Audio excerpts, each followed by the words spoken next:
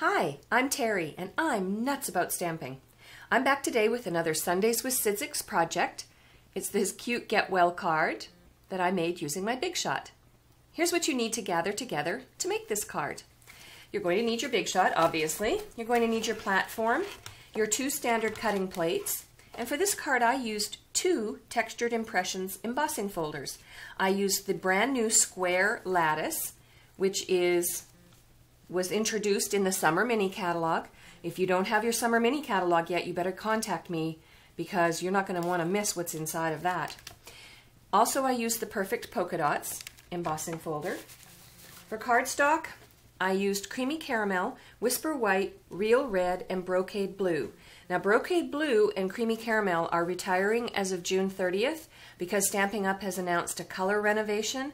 So if you love these colors, you better order them as soon as possible because they are as supplies last. For ink, I used Brocade Blue, Real Red, Creamy Caramel, and Jet Black Stays On.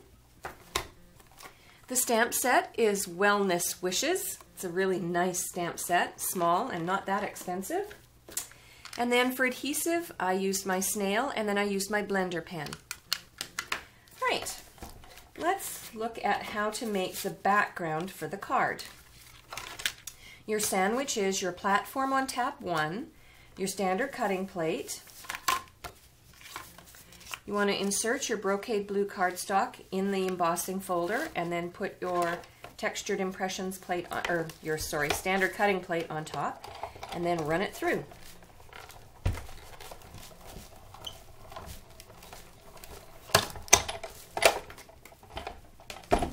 The neat thing about the square lattice impressions folder is it really has 2 different sides. My son was asking me yesterday, well, how are they different? And I said, well, one side's an innie and one side's an outie. That's sort of the best way to explain it. Then I'm going to move that aside and I'm going to use the same sandwich combination, and I'm going to bring in my Perfect Polka Dots and a tiny piece of the Creamy Caramel cardstock, and I'm going to run that through next. And the measurements for the sizes will be on my blog. You can go there after the video's over and see everything that you need. There we go. All right. So one other tool that I used that I forgot to mention was on this card, I just left the Band-Aid looking with the square corners. But then what I thought would be kind of fun, since Band-Aids sometimes have rounded corners, would be to bring in your corner rounder punch, and you could just run it through, punch all 4 corners, and then you would have a rounded Band-Aid. And I think I've got one completed here.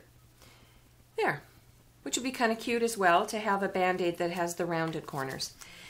Here's what I did then to complete the card. I adhered the embossed Brocade Blue onto the Creamy Caramel. What I have found is it's best to use one of our Anywhere glue sticks to adhere it. You can try snail adhesive, but sometimes the paper is so broken down when you run it through the folder that it could rip a bit. I stamped with the Jet Stays On the image and colored it with my blender pen. And then I adhered the Whisper White to the Real Red to the Creamy Caramel and put that on the center. And then to complete the card, I just used a rectangular piece of the Creamy Caramel and adhered it, excuse me, glued it on top of my Band-Aid shape, and then glued it to the card to complete the card.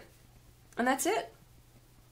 For a complete list of measurements and the supplies that I used to make this card, please go to my blog, www.nutzaboutstamping.com.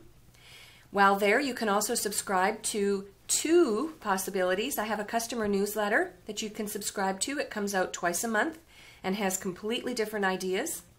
I also have a new digital scrapbooking sign-up list. You can search through my blog under the tab Scrapbooking, and you can sign up for that. You can place an order, or you can just scroll through my blog and see other ideas. I'm Terry. I'm nuts about stamping. I'll see you soon. Bye for now.